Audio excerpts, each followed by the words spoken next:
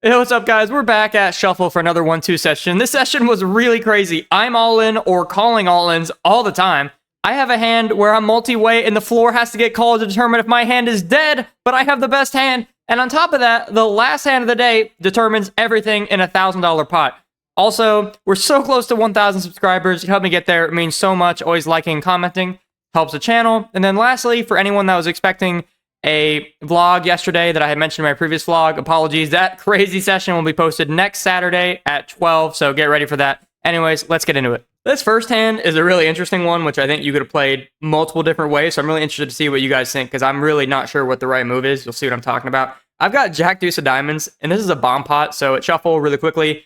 When a bomb pot, we put $5 in, we all go to a flop, and there's 2 boards. You can win 0 boards, 1 board, or 2 boards.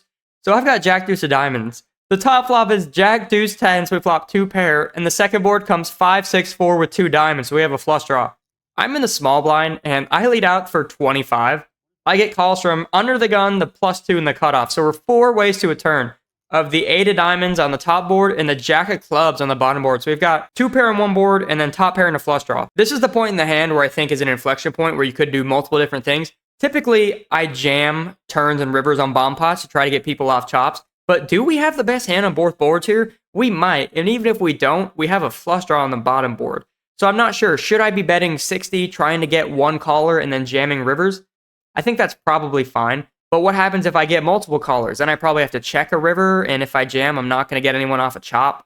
I think the right thing to do here actually is bet 60, 70, try to get a few callers, and then if there's any clean river, we improve to the flush on the bottom board, we can jam and hopefully scoop or split someone's money. In real time, I just jammed the turn for $211. The under the gun folds, the +2 folds, and then the cutoff stares me down. This is a guy that is very tight. This isn't a draw. Clearly, this is a made hand. He probably has at least 2 pair. I don't think he's thinking this long with ace-jack, for example, even though it's a bomb pot, he could have anything, because he would be scared of an overpair. Eventually, he makes the decision, and he folds. So we do take down like $150, which is great. But I think I could have made more. I don't know. It's never a bad thing to not chop a bomb pot. So you guys can let me know what you think. This next hand is one of the hands I was talking about. We've got 5-4 in the hijack, and I opened it up to 12. It is suited, so for what it's worth, I get multiple calls to a flop of 7-9-7 with 2 spades. We flop a flush draw. The under the gun bets into everyone for 15. This is a guy that is an absolute wild card. He was in one of my videos. If you remember the gambler, this is him. So when he gets to me, I am not raising because he is definitely capable of shoving on me, and I don't want to deal with that right now. So I just call. It gets to the small blind, who goes all in for 41. The gambler calls, and then I call. The turn is the ace of spades. So we make a flush, and it reduces any nut flush combinations, obviously, because it's no longer there. Under the gun checks to me, and this is a spot where if he has a spade that's bigger than mine, I don't want to give him a free card, so I bet out for 70. He folds, and then this happens. Oh. I know he's got a flush, but that card went on ground. Yeah, I have a flush. Floor, 24. I have it. Should have left it. I was about to show it, but I flipped it. I mean, I also literally just recorded it, so I mean.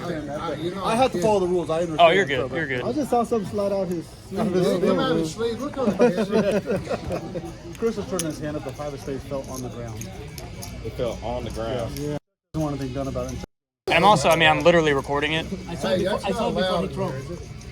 It wasn't black card. Flipped over. Hey man, you know I know, but I mean, That kills my hand? Yeah, if you pick it up, that kills it. You're supposed to leave it there so that way they couldn't pick it up. I know, hold on. That's all. I thought I told you to go pick it up. My bad. No, that's all right. But I still got it. Don't put an A. All right, go ahead, run it. All right, we're good to go, gentlemen. You one time only? Good hit. Good hit. Yeah, so I just blast the 5 of spades off the table, and it hit the ground, and I forgot that you're just not supposed to pick it up. I, as a dummy, just put it back on the table because I was just so excited to hit the flush. I'm going to win like $200 pot here. And then, yeah, clearly that's a no-no. First time that's happened to me in that kind of situation before. I've had a card fall off the table, but never in like a value spot. So that was weird. I really thought they might kill my hand for a second because they were talking about it behind me for like a good 20, 30 seconds. And I was like, no, dude, I have the best hand. Thankfully, it ended up getting it resolved. That was almost a $200 pot. And I would have been so salty, especially if I'm recording the hand, if it would have been killed. But thankfully, it all worked out. The jack of clubs came on the river, which we held. That was a really unique spot. Very happy my hand didn't get killed when we had the best hand multi-way there. After that hand, we're up about 200 on the day. We're 2 for 2. We've got about 500 in our stack. And then I look down at pocket queens under the gun. And if you guys are, longtime watchers of the vlog, you've heard this once, you've heard this twice. If I don't have kings or aces, I'm not raising. Pocket queens, are you kidding me? Any king and ace in the flop, I just don't know what I'm going to do. So I'm going to limp. If anyone actually believed that and you are a vlog watcher, shame on you. You know exactly what's going down right here. It's Texas. Someone's going to raise. I'm going to limp re-raise, and it's going to go great. I know the small blind is the kind of guy. The big blind is my guy. I know he's going to... Anyways, so we're multi-way to a flop of 9-6-5 with pocket queen. So this is a board that smashes all of their limping ranges. When it gets to me, I am going to bet out for 10. I have an overpair. And only the button calls. The button's the kind of guy, if he raises, I'm folding. There is no bluffing. The turn's another 6, which is probably a good card, because if he had 9-5 specifically, we're now ahead. If he has a 6, we'll find out. I bet again for 20, and he calls. The river is a 10. Again, we have an overpair here. I think he's probably got a 9, maybe a pair and a draw, like 5, 7, something like that. So I bet out for 30 again, and he folds. So that could have gotten weird. I am okay with limp raising. I said it before, I'll say it again. That's a part of my game, especially with some aggressive players at this table. It just didn't work out this time. It did work out this time. It didn't work out the way I thought it was going to work out, but we win a pot regardless. So this session's been kind of weird. I flipped my hand off the table. I limped queens, and now it's about to get even weirder. I've got ace-10 offsuit in the cutoff. There's a button straddle, and when it gets to me, there's a bunch of limps, and there's a lot of dead money, and ace-10, is fairly decent when there's a bunch of dead money. People limp to me. I pop it up to 25. The guy on my left on the button is pretty tight. He immediately calls, and that's not something I want to see. There's another call, and then he gets to the gambler, and he goes all in for 138. Now, as I said, his name is literally nicknamed the Gambler. He's raising any good hand. He'll do this with ace-8, ace-5, king-queen, that kind of stuff. I'm not worried about him, but I do want to try to go heads up. I am worried about the second caller, though, because he's kind of short stacked, so I think he's going to call. I min-click it to like 230-something, 260, whatever it is. The guy on my left starts going into the tank, talking about how it has a good hand, and I'm like, please fold, please fold. Eventually, he makes a decision. The guy on my left, who I view as tight, and I'm pretty damn sure he's ahead of me, decides to fold, and the other flat caller does call, so I was right about that. I'm not worried about the Gambler, and I do think I'm ahead of the flat caller. The guy on my left told me he had pocket 5s, which is surprising. I really thought he had like ace-queen, ace-jack, maybe even ace-king, or like pocket 10s, and I didn't want to deal with that, so I'm really happy he folded. So let's just go to a run out, all in 3 ways, for like $300-something. We need to hit the board over here. That's not it. Oh, that's not it. That's it. Let me see these two first. I need to see these two first. I have a 10. Let me see Jack 4-9 for the main. So we ended up losing to the guy that was shorter stacked. He flopped the trip jacks because he had a jack, so we lost to him. But we ended up having some of the gambler's money because we both covered the other guy. So we lost a little bit in that hand. I'm really happy with how I played it because I got it in ahead, regardless of the action that was in front of me. I mean, that was a big jam, but I played with that guy. I knew what was going on. I min-clicked when I should have, and I'm really happy with how I played that hand. It just happened. But boy, 4 hands into this session, it's been pretty wild. Let's see what else happens. At this point, we're actually 3-handed. I looked down at 9-8 offsuit in the small blind. There's a button straddle. I just complete. The flop is 8-10-7, so we flop a pair and an open-ender. I bet out for 11, and only the button calls. The turn is a jack, so we make our straight. I bet out for 20 again, and again, the button calls. The river is a king. It's a brick. I continue for 35 and get called again. So we win a decent sized pot when the button mucks. At this point, we're now 4-handed. The big blind's open to 22, and I just put in the call with jacks. We probably have the best hand here almost all of the time here. I don't want to scare him away. He's also kind of short stacked. The flop is 5-jack-8 with 2 clubs. We flop top set. This time, the big blind continues for 20. He's only got about 50-ish behind, so there's really no point in raising. Look, if he has a draw and he completes it, he has a draw and he completes it. It's whatever. I'm not going to raise and scare away any of his bluffs or give him any fold equity. So I just put in the call. The turn is the 6 of clubs. Obviously not my favorite card because the flush completes, but he's the original raiser. He's not very likely to have a flush. I have more flushes in my range unless he's got 2 big face cards, I would imagine. But that be damned, he lead jams into me for 50. Obviously, I snap call. If he has a flush, he has a flush. The river is the 9 of clubs, and it doesn't even matter because he flips over king 7 of clubs. So he ends up turning us, and we don't boat up. Always sucky to flop top set and get sucked out on, but at least it was in a small pot.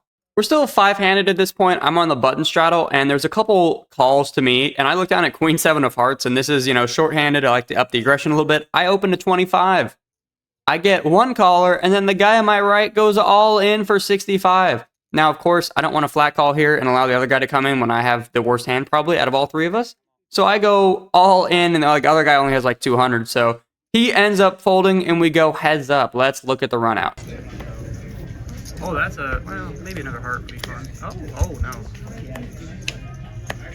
Queen 7. That guy ends up shipping it with ace 10. I guess that's a fine play against a shorthanded button open. A lot of the time, I think he's either going to be behind or flipping, but he was right at that point. He was ahead. I'm fine with jamming. Obviously, when there's already like 110 in the pot, the right move when that guy jams on me is to jam and go heads up, because likely we at least have like 40% equity, which we did in this scenario, so I'm fine with how I played it. You need to be opening Queen 7 in a shorthanded game in 25. Not really, but I assumed I would get some folds, but it still worked out. Okay, so we're on the button straddle again with another iffy hand, ace 10 offsuit. And I don't know if you guys have noticed in the last couple hands, I'm on a mission to figure out what size do you need to do to get Texas players to fold, okay? I'm on the button straddle. There's a couple callers. It gets to me. 25 did not work. Clearly, that was not big enough. Let's try 35. I lead out for 35 in the button straddle, and I get another short stack jam for 57. I obviously put in the call when it gets back to me, and let's look at the run out again. Once or twice? Once. One time. Something. Fine. I'm still behind. I'm still behind. Make the wrong decision every time.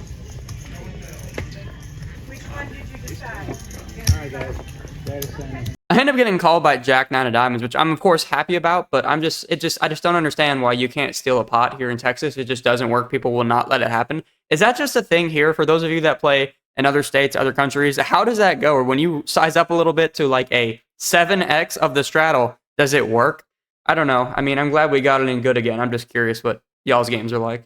Boy, this next hand is the hand of the day. This is one of the ones I was talking about at the beginning of the vlog. This is one of the biggest pots I've ever played. I'm in early position with Queen 6 of spades. There's a late position open to $5, and this is extremely small. You guys, you've watched my vlogs, you know what I'm talking about. If it's less than 10, I kind of treat it as a joke on any street.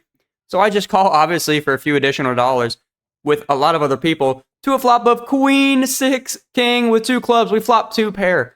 We all check to the original raiser, and she continues for 40.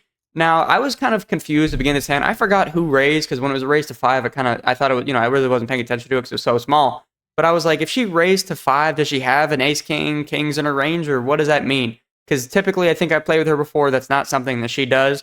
But when she bets for 40, there's a lot of draws. I think if she has aces, ace, king, she's not going to fold. So I want to raise big here and try to extract value, which is usually not something I do. I tend to slow play big hands, but this is not the time for that with a dangerous board. I raise to 100. It gets back to her, and only she calls.